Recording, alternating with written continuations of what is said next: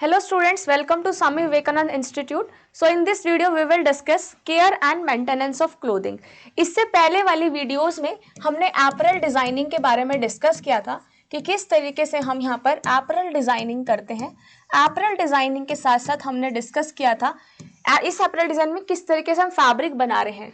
उसके बाद कल वाली वीडियो में मैंने आपको बताया था कि यहाँ पर जो हम कपड़ा मैन्युफैक्चर करते हैं उस मैन्युफैक्चरिंग के टाइम पे यहाँ पर क्या क्या प्रोसेस में जाता है। जैसे हम रॉ मटेरियल से स्टार्ट करते, फिर फैब्रिक बनता है, फिर वो प्रोसेसिंग डिपार्टमेंट से कहाँ जाता है, स्विंग डिपार्टमेंट में जाता है, फिर कपड़े को पैक किया जाता है। तो वो सभी किस में आता है, वो सभी मैन्युफैक्चरिंग में आता है। अब हम ऑलरेडी हमने डिफेक्ट्स के बारे में भी यहाँ पर डिस्कस कर लिया था कि कौन कौन से डिफेक्ट्स जो है वो यहाँ पर हो सकते हैं। ठीक है, डिफेक्ट्स के बारे में भी हमने डिस्कस किया था कि क्या क्या डिफेक्ट्स आ सकते हैं जब भी हम कपड़ा बना रहे हैं। जैसे हमने वार्प और वेफ्ट डिफेक्ट के बारे में भी ऑलरेडी डिस्कस कर लिया है। अब हम यहाँ पर डिस्कस करेंगे कि हम किस तरीके से कपड़े की केयर और मेंटेनेंस कर सकते हैं। तो जब भी हम केयर की बात करते हैं तो केयर में भी क्या कर रहे हैं, कपड़े को कैसे हम केयर कर रहे हैं, कैसे मेंटेन करके रख रहे हैं, कैसे उसमें लॉन्ड्रिंग हो रही है, कौन कौन से केयर लेबल्स जो है वो हमें ध्यान में रखने हैं, उनके बारे में हम एक एक करके डिस्कस करेंगे। सबसे पहला यहाँ पर जब भी हम बात कर रहे हैं, मेन कपड़ा कहाँ से बनता है, फाइबर से, यार्न है, फैब्रिक है। ये सारा क्या है कि हम किस तरीके से कपड़े की यहाँ पर प्रोसेसिंग कर रहे हैं। ठीक है, फाइबर्स है, फाइबर्स के बाद यार्न है, यार्न के बाद फैब्रिक है, या फिर जो वेट प्रोसेसिंग है उसका हम कैसे कर रहे हैं। ठीक है, तो फाइबर्स की मेंटेनेंस केयर, यार्न की, फैब्रिक की, और जहां पर हम भी जो भी कपड़े के साथ प्रोसेसिंग कर रहे हैं उन सभी चीजों पे डिपेंड करता है कि यहाँ पर कैसे हमें केयरिंग करनी है। जैसे यहाँ पर जब भी हम कपड़े पहनते, कोई डर्टी क्लोथ्स तो नहीं पहनना पसंद करता है ना, तो उस डर्ट को हम रिमूव करते हैं। डर्ट है, ग्रीस है, या फिर पर्सपिरेशन है। पर्सपिरेशन का मतलब क्या होता है, स्वेटिंग। ठीक है, तो स्वेटिंग है, डस्ट है, डर्ट है, इन सबको हम क्या करते हैं, रिमूव करते हैं, तभी हम कपड़े को यहाँ पर पहनना पसंद करते हैं। Otherwise we do not like clothes to wear, है ना। तो इसलिए ये सारी चीजों को हम क्या करते हैं, मेन इन सारी चीजों को रिमूव किया जाता है। इसी को हम क्या बोलते हैं, केयरिंग और मेंटेनेंस बोलते हैं कि कपड़ों की किस तरीके से हम केयर कर रहे हैं, क्या क्या उसमें प्रोसेसिंग स्टेप्स हम लगा रहे हैं। अगर यहाँ पर कोई डर्ट रह जाएगी कपड़े पे तो कपड़े कैसे दिखेंगे, यहाँ पर अगली दिखेंगे, स्ट्रेंथ कम हो जाएगा और स्टेन जो है उस पर फिक्स हो जाएगा। अगर किसी कपड़े पे स्टेन रह जाता है तो उसकी स्ट्रेंथ क्या हो जाती है, कम हो जाती है, क्योंकि जो स्टेन है वो क्या करता है, वो फाइबर के अंदर चला जाता है और फाइबर को क्या कर देता है, डैमेज कर देता है। जब फाइबर डैमेज हो जाते हैं तो उसमें उतनी कपड़े में स्ट्रेंथ नहीं रहती है जितने की आपकी ओरिजिनल क्लॉथ में रहती है। इसलिए यहाँ पर ये सारी चीजें हमें ध्यान में रखनी होती है। ड्राई डर्ट जो है उसको आप इजिली हटा सकते हो, लेकिन जो ग्रीजी डर्ट है, ठीक है, जैसे मान लो ऑयल का स्टेन है, कोई ग्रीस लग गया है, वैक्स का स्टेन है, तो वो किससे हटता है, वो एक केमिकल से ही हटता है। वो कभी भी आपके मैनुअल तरीके से या नॉर्मल वॉशिंग से नहीं हट सकता है। तो ये सारी चीज के बारे में हमें ध्यान देना होगा कि कौन कौन से जो केयरिंग है वो हमें फैब्रिक के दौरान करनी चाहिए जब भी हम यहाँ पर चाहे प्रोसेसिंग कर रहे हो, चाहे हम उनकी नॉर्मल हैंडलिंग ही क्यों ना कर रहे हो। ठीक है, नॉर्मल हैंडलिंग के टाइम पे भी क्या करना है, आपको ये सारी चीजें ध्यान में देनी है। आई होप आपको ये स्लाइड क्लियर हो गई होगी। So now coming to the next slide, laundering की प्रोसेस क्या होती है। जब भी हम लॉन्ड्रिंग की प्रोसेस करते हैं तो इसमें कौन कौन से स्टेप्स आते हैं। सबसे पहले बेसिक प्रोसेस और मटेरियल्स जो लॉन्ड्रीज में यूज होते हैं वो क्या करते हैं, कपड़े की स्ट्रेंथ को बताते हैं। जैसे यहाँ पर क्या आ गया, सबसे पहले हम क्या करते हैं लॉन्ड्रिंग में, जब भी मतलब हम नॉर्मल क्या कर रहे हैं, लॉन्ड्रिंग में वॉशिंग करते हैं। ठीक है, वॉशिंग में क्या है, मेनली सबसे पहले डर्ट को रिमूव किया जाता है। ठीक है, डर्ट को रिमूव करने के बाद हम कपड़े को एकदम नीट एंड क्लियर बनाते हैं, उनकी अपीयरेंस को क्या बनाते हैं, एकदम स्मूथ बनाते हैं। तो किस पे फोकस किया जाता है, सरफेस पे, कि इसमें से जो सरफेस पे जो भी डर्ट है, डस्ट है, उसको रिमूव करना है। डर्ट को बेसिकली रिमूव किया जाता है यूजिंग द सोप और डिटर्जेंट्स। ठीक है, अब इसमें अलग अलग आप क्लीनिंग मेथड्स भी लगा सकते हो। सोप क्या करता है, अंदर पेनिट्रेट हो जाता है और फैब्रिक में अंदर जाके डर्ट को रिमूव कर देता है। जैसे मान लो आपने पढ़ा होगा यहाँ पर दो, जैसे मान लो ये कपड़ा है, इस पे डर्ट लगी हुई है, तो इसमें कौन सा बनता है, एक हाइड्रोफोबिक एंड बनता है, एक हाइड्रोफिलिक एंड बनता है ना। ये थ्योरी आपने कभी 10th क्लास की केमिस्ट्री में पढ़ा होगा। तो यहाँ पर क्या होता है, जैसे ये ये होता है हाइड्रोफिलिक पार्ट और ये होता है हाइड्रोफोबिक पार्ट। तो हाइड्रोफोबिक क्या करता है, वो डर्ट पे जाके अटैच हो जाता है, जो कि डिटर्जेंट से क्या होता है, डर्ट रिमूव हो जाता है डिटर्जेंट यूज करने से। तो यहाँ पर बहुत सारे मेथड होते हैं। तो सोप क्या करता है, सोप से हम क्लीनिंग कर सकते हैं, मेनली जो डस्ट डर्ट है उनको हटा सकते हैं। डर्ट में क्या क्या आता है, ग्रीस और डर्ट के पार्टिकल्स, ठीक है। इसलिए यहाँ पर फैब्रिक को हम डस्ट फ्री और ग्रीस फ्री बनाते हैं by the help of laundering process. जब हम लॉन्ड्रिंग करते हैं क्लोथ्स की, तो सबसे पहले उसकी प्रिपरेशन में क्या क्या होना चाहिए, प्रिपरेशन के क्या क्या स्टेप्स यहाँ पर होते हैं। जब भी हम वॉशिंग कर रहे हैं, ठीक है, लॉन्ड्रिंग में क्या होता है, हम वॉशिंग ही तो करते हैं, तो सबसे पहले क्या होना चाहिए, सारे जो भी टियर्ड पार्ट्स हैं उनको हमें मेंड करना चाहिए प्रायर टू द वॉशिंग। अगर कोई भी कपड़ा फट गया है या फिर किसी भी कपड़े में डिफेक्ट है, डिफेक्ट का मतलब चाहे वो कपड़ा फटा हुआ है, चाहे उसमें होल्स हो रखे हैं, उनको पहले मेंड अप करना चाहिए, उनको पूरा पहले जोड़ना चाहिए वॉशिंग करने से पहले। ऑल्सो जो बटन्स हैं उनको भी क्या करना है, क्लोज करके रखना है। कभी भी आप ओपन क्लोथ्स में कपड़े नहीं वॉश कभी भी करने चाहिए, इसलिए जैसे आप वॉशिंग मशीन में डालते हो तो बटन्स को टाइट या क्लोज करके फिर आप वॉशिंग मशीन में कपड़े को रखते हो। तो इसलिए लॉन्ड्रिंग से पहले ये सारी चीजें आपको करना चाहिए या फिर इन सारी चीजों पे ध्यान देना चाहिए। स्टेन्स जो है रिमूव होना चाहिए, क्योंकि अगर स्टेन रह गया तो वो स्टेन के चांसेस जो है वो दूसरे कपड़ों पे भी लगने के चांसेस होते हैं, इसलिए स्टेन को भी हम क्या करते हैं, वॉशिंग करने से पहले रिमूव करते हैं। व्हाइट कलर कपड़ों को हम कैसे वॉश करते हैं, सेपरेट करते हैं कलर्ड वन से, क्योंकि काफी बार जो कलर है वो लीच आउट होना स्टार्ट हो जाता है और इस कलर लीचिंग की वजह से दूसरे कपड़े पे भी कलर लग सकता है, या फिर हम इसको फ्रोस्टिंग भी बोल सकते हैं। जैसे कल हमने फ्रोस्टिंग का पढ़ा था कि क्रोकिंग नॉट फ्रोस्टिंग, हमने क्रोकिंग पढ़ा था कि क्रोकिंग क्या है, ठीक है। तो ये सारे जो है ये सारी चीज हमें ध्यान में देनी होती है जब भी हम कपड़े की वॉशिंग की बात करते हैं, ठीक है। कपड़े की सॉर्टिंग करनी चाहिए बिफोर वॉशिंग, ठीक है। जैसे कॉटन, लिनन, सिल्क, वूल, इनको हम क्या कर देते हैं, सेपरेट कर देते हैं। लिनन के कपड़ों को अलग धोना है, कॉटन, सिल्क, वूल वालों को सेपरेट कर देते हैं। हैवीली सॉइल्ड क्लोथ्स है जिन पे स्टेन है उनको हम सेपरेटली वॉश करते हैं। जिसपे ऑयल है, ग्रीस है, इनका जो स्टेन रह गया इनको हम क्या करते हैं, सेपरेटली वॉश करते हैं। बैड लिनन, टेबल लिनन, इनको हम सेपरेट करते हैं नॉर्मल यूज से। अब यहाँ पे लॉन्ड्री के इक्विपमेंट्स क्या क्या है, 4 तरीके के लॉन्ड्री के इक्विपमेंट्स होते हैं। सबसे पहले कलेक्टिंग आर्टिकल्स, ठीक है, जिसमें आप क्या करते हो, क्लॉथ को कलेक्ट करते हो। जैसे कबर्ड है, रैक्स है, शेल्फ है, बकेट्स है, हैंगर्स है, ये सारे आर्टिकल्स में आते हैं। वॉशिंग में क्या क्या आता है, sink, basin, bucket, tubs, mugs, brushes, washing machine, ये सारा वॉशिंग में आता है। ड्राइंग में रैक, आउटडोर या फिर क्लोथ लाइन जिसमें आप कपड़े सुखाते हो। फिनिशिंग में आयरन और आयरनिंग बोर्ड्स, ये सारे पार्ट आते हैं आपके लॉन्ड्रिंग में। स्टेप्स क्या क्या होते हैं लॉन्ड्रिंग प्रोसेस के, सबसे पहला स्टेप होता है स्टीपिंग। काफी बार ये स्टेप से क्वेश्चन पूछा जाता है एग्जाम में। स्टीपिंग क्या होता है, स्टीपिंग का मतलब होता है यहाँ पर जब भी हम स्टीपिंग कर रहे हैं, स्टीपिंग का मतलब कपड़े को किस में रखते हैं, हम पानी में रखते हैं या फिर सॉप वाटर में रखते हो, ताकि उसमें से लूज डर्ट जो है वो सारे निकल जाए। जैसे आपने काफी बार देखा होगा जब आप मैनुअली वॉशिंग करते हो, हाथ से कपड़े धोते हो, तो उन कपड़ों को पहले आप सॉप वाटर में बकेट के अंदर भिगो करके रख देते हो, ताकि जो उसमें जितनी भी डर्ट स्टेन है वो सारी रिमूव हो जाए। जो भी बेसिकली लूज डर्ट है वो सारी रिमूव हो जाती है। ये हम क्या कब करते हैं, प्रायर टू द वॉशिंग, मतलब जब हम कपड़े धोने से पहले जो हम प्रिपरेशन कर रहे हैं उसको हम सबसे पहले स्टीपिंग बोलते हैं। जिसमें स्टीपिंग में क्या है, जो नॉर्मल क्लॉथ्स है उनको बकेट में रख देते हैं सॉप वाटर में, ताकि जो लूज डस्ट है वो सारी रिमूव हो जाए। वाटर सॉल्युबल स्टेन्स को जनरली रिमूव किया जाता है। स्टार्च जो है उसको सॉफ्ट किया जाता है, मीन्स जो स्टार्च पार्ट है उसको सारा क्लीन किया जाता है। एडवांटेज क्या होता है सोकिंग या स्टीपिंग का, जिसमें जैसे आपने क्या करा, आपका टाइम बच गया है ना, लेबर वर्क बच गया, तो ये सारे स्टीपिंग के एडवांटेजेस होते हैं। सोकिंग किस पर डिपेंड करता है कि कपड़े में कितनी ज्यादा डर्ट है। अगर आप वार्म वाटर का यूज करोगे तो इजीली डर्ट जो है वो बाहर आ जाती है as compare to the cold water. Soaking जब हम करते हैं लंबे टाइम के लिए तो उससे क्या हो जाता है, काफी बार फाइबर्स जो है वो भी वीक हो जाते हैं और डर्ट क्या है इजीली रिमूव हो जाती है। लेकिन अगर इसमें फाइबर्स वीक हो गए तो वो भी एक डिसएडवांटेज बनता है स्टीपिंग का, ठीक है।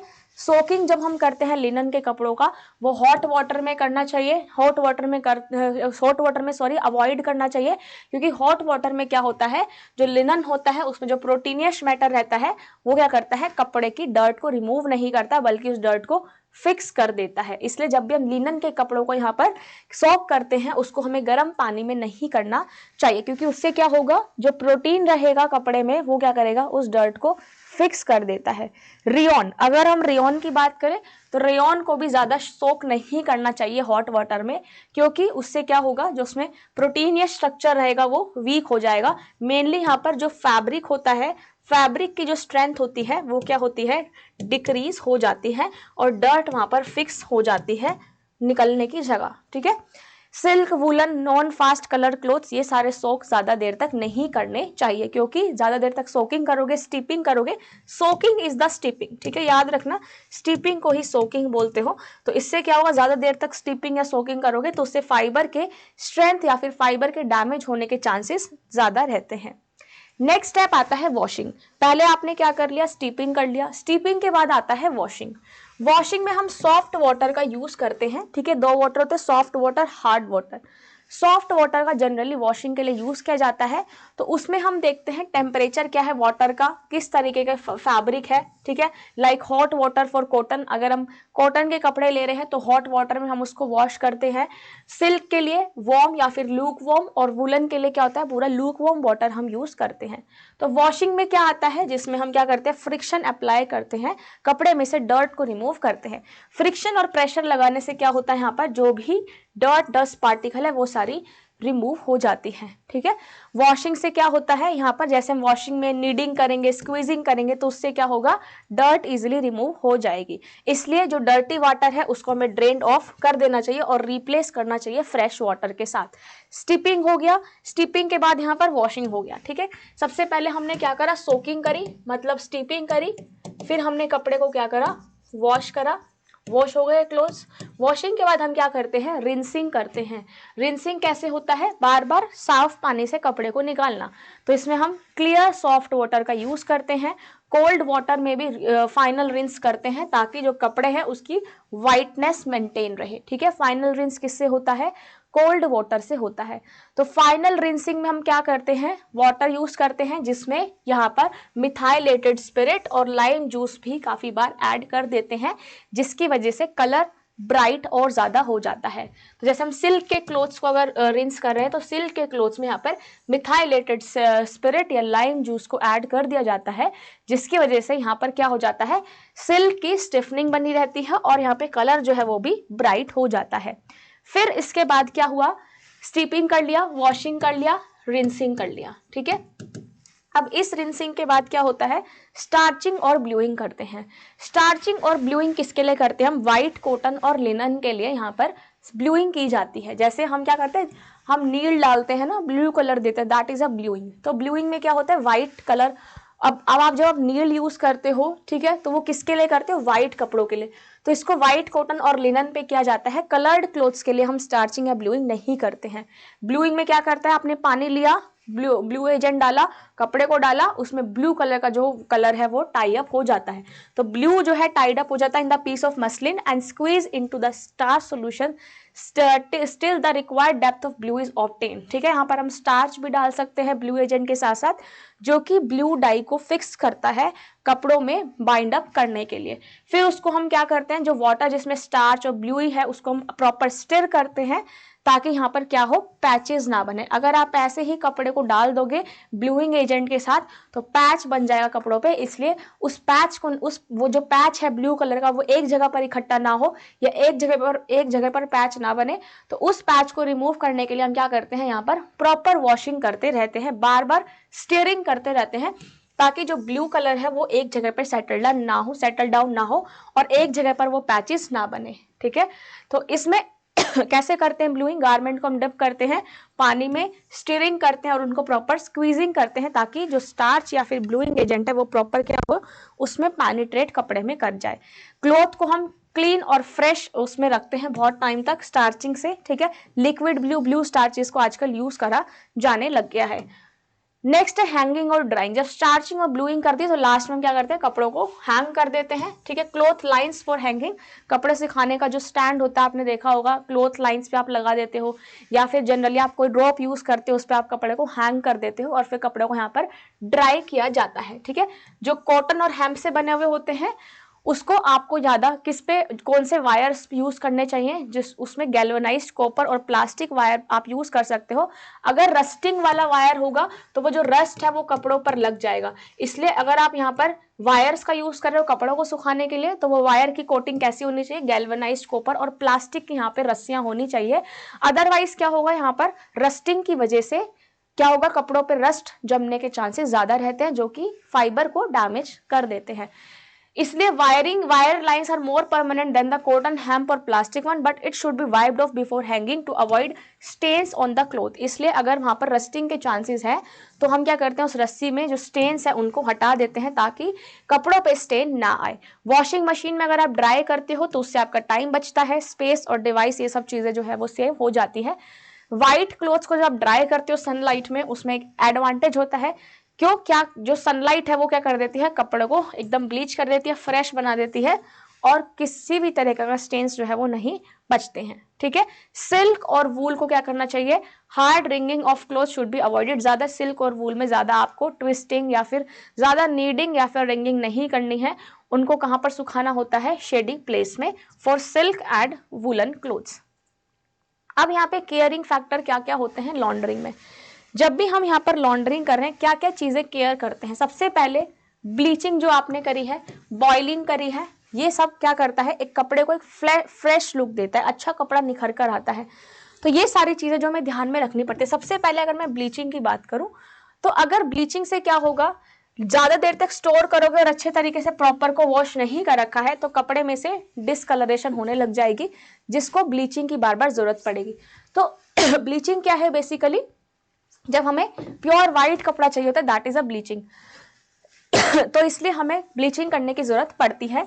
कपड़े को हम सनलाइट में से सुखा देते हैं, ठीक है, और इसमें हम ब्लीचिंग एजेंट्स का यूज करते हैं। ये ब्लीचिंग एजेंट क्या करते हैं, व्हाइट कलर देते हैं, और किसके लिए एप्लीकेबल होते हैं, व्हाइट कॉटन और लिनेन के लिए। इसलिए जो डाइड या फिर कलर्ड फैब्रिक है उनमें हम ब्लीचिंग नहीं करते हैं, डिफरेंट केमिकल ब्लीचिंग एजेंट्स का यूज किया जाता है। सेकेंड है बॉइलिंग। जब बहुत ज्यादा डर्टी क्लॉथ है उनको हम बॉइल करते हैं 5 to 10 मिनट तक, ताकि वो व्हाइट हो जाए, डिसइंफेक्ट हो जाए और एकदम फ्रेशन अप हो जाए। ठीक है, लॉन्ग बॉइलिंग से क्या होता है, जो येलो व्हाइट फैब्रिक है वो क्या है, उसमें से जितना भी स्मेल है, ऑर्डर है या फिर ये सारी चीजें डैमेज होती है। लेकिन आप प्रोलॉन्ग्ड बॉइलिंग करोगे, अगर बहुत समय तक, अगर आपने 10 मिनट से मान लो आपने आधे घंटे तक बॉइल किया, तो उससे फाइबर के वीक होने के चांसेस भी बढ़ जाते हैं। इसलिए जब भी हम बॉइलिंग कर रहे हैं तो ये चीज का ध्यान देना है कि बॉइलिंग अगर बहुत ज्यादा डर्टी क्लोथ्स है तो 5 to 10 मिनट्स तक हम क्या करते हैं, बॉइलिंग करते हैं। स्टेन्स परमानेंट हो जाते हैं, इसलिए हमें क्या करना चाहिए, ये भी देखना है कि हम उसको कैसी कंडीशन में यहाँ पर सुखा रहे हैं, कैसे हम कपड़े की यहाँ पर ड्राइंग कर रहे हैं, क्योंकि सनलाइट क्या करता है, कपड़े की को ब्लीच कर देता है। आपने देखा होगा धूप में रंग उड़ जाता है कपड़ों का, that is a sunlight bleaching. Sunlight क्या करता है, कलर को ब्लीच कर देता है। तो ये सारे फैक्टर्स जो है वो भी हमें ध्यान में रखने हैं। फिर आते हैं स्टिफनिंग एजेंट। अगर हम यहाँ पर बार बार रिपीटेड लॉन्ड्रिंग करते रहेंगे, डेली आप कपड़े वॉश करोगे, जैसे आपने देखा होगा है ना, अगर आप एक ही कपड़े को डेली वॉश कर रहे हो तो उससे क्या होता है, यहाँ पर उसका शाइन, ग्लोस, फैब्रिक थोड़े वीक, फाइबर थोड़े वीक हो जाते हैं, ये सारी चीजें चली जाती है। ग्लास है, शाइन है, पाइलेबिलिटी है, स्टार्चिंग है, या जो अपने स्टिफनिंग एजेंट यूज करे हैं वो सारे क्या हो जाते हैं, धीरे धीरे खत्म होना स्टार्ट हो जाते हैं। अब ये जो खत्म होना स्टार्ट हो रहा है, इनका ग्लोस, स्ट्रक्चर, शाइन या फिर इनकी पाइलेबिलिटी कि किस तरीके से फाइबर डैमेज हो रहा है, इन्हीं सब से बचाने के लिए हम स्टिफनिंग एजेंट का यूज करते हैं। ये स्टिफनिंग एजेंट क्या करते हैं, फैब्रिक को फर्म बनाते हैं, स्मूथ और एक ग्लोसी और फिनिश्ड लुक यहाँ पर देते हैं। तो यहाँ पर फिनिश, इस जो स्टिफनिंग एजेंट है ये सिर्फ अपीयरेंस नहीं देखता, जबकि डर्ट का जो डायरेक्ट कॉन्टैक्ट है वो भी नहीं होने देता, कि जो डर्ट है वो अगर है कपड़ों पे तो डायरेक्ट इफेक्ट कपड़ों पे नहीं करेगी। तो स्टिफनिंग एजेंट में हम क्या क्या चीजें यूज करते हैं, जो कि कपड़े में से जितनी भी डर्ट है, डस्ट है, उनको रिमूव करने के साथ साथ एक कपड़े को ग्लोसी और फिनिश लुक देता है। मेनली जो सरफेस एनहांसमेंट है वो करता है, जो सरफेस एनरिचमेंट है वो होती है किससे, जब हम स्टिफनिंग एजेंट का यूज करते हैं। स्टिफनिंग एजेंट कहाँ से मिलते हैं, प्लांट से भी, एनिमल से मिल सकते हैं। ठीक है, जब हम क्लीनिंग करते हैं, वॉशिंग करते हैं तो स्टार्च को मेनली यूज किया जाता है एज अ स्टिफनिंग एजेंट, क्योंकि स्टार्च क्या करता है, फाइबर को स्ट्रेंथ प्रोवाइड करता है और साथ साथ यहाँ पर जो फाइबर के डायमेंशन है उनको भी स्ट्रेंथ प्रोवाइड करता है, मेंटेन करके स्ट्रक्चर को रखता है। Best starch is one that can penetrate the fibre well to made it pliable, smooth and glossy.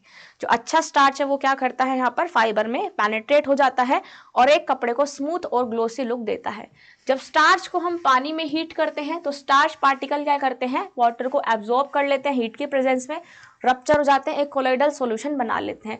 इसलिए बॉइलिंग, हम जब भी हम स्टार्च को बॉईल कर रहे हैं ना, तो उसमें क्या होता है, एक जिलेटिनाइजेशन प्रोसेस होता है, जिसमें क्या होता है, जो स्टार्च है, जिलेटिनाइजेशन प्रोसेस क्या होता है, जैसे आप स्टार्च को हीट अप करते हो तो स्टार्च का जो स्ट्रक्चर है वो स्वेल अप होने लगता है, ठीक है, एक जेली लाइक सॉल्यूशन बन जाता है।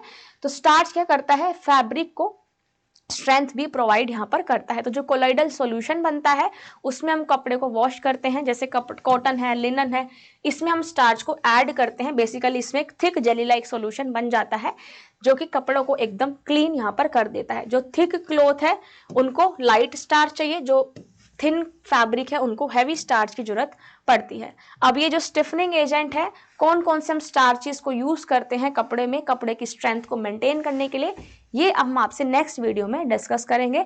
तो आई होप आपको ये सारे स्टेप्स जो है वॉशिंग के वो समझ में आ गए होंगे। तो गाइज मिलते हैं आपसे नेक्स्ट वीडियो में, तब तक इस वीडियो को, इस पीडीएफ को एक बार ध्यान से पढ़ लेना। कोई डाउट हो तो आप कमेंट बॉक्स में नीचे मेंशन कर सकते हो।